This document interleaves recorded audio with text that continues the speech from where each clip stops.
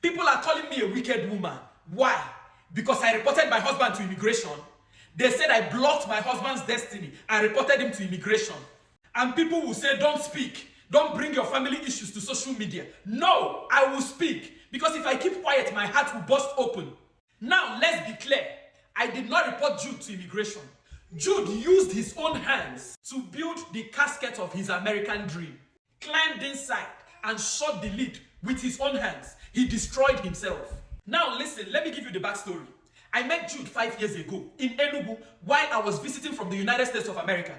I have spent years in this United States working double shifts day and night as a certified nursing assistant. My feet was always swollen. Should I talk about the backache that comes with it? My back was always aching. But when I met Jude at a youth church program, I thought God had finally answered my prayers. He was so humble, a brother in Christ, and always praying. He would literally carry my handbag for me every time. And for 4 years, we did long distance relationship. Every dollar I made from cleaning elderly people's nyash in America, I sent them to Jude.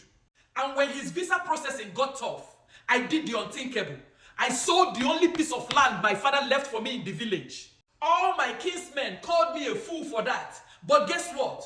I told them he is my husband and our future is worth it. And the day Jude finally landed in JFK International Airport, I cried until my makeup washed off. I thought our suffering had ended. For the first 3 weeks he got to America, he was a darling.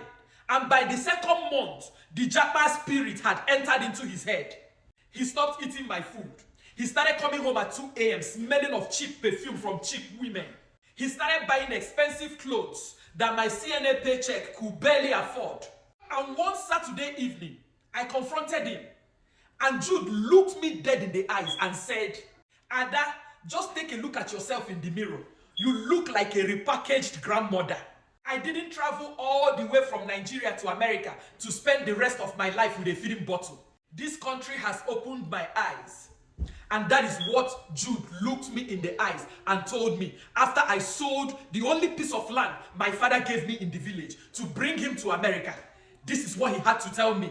I now look like a repackaged grandmother. And you think that was all? No. The next morning, the wardrobe was empty. My husband had vanished. Jude vanished into thin air.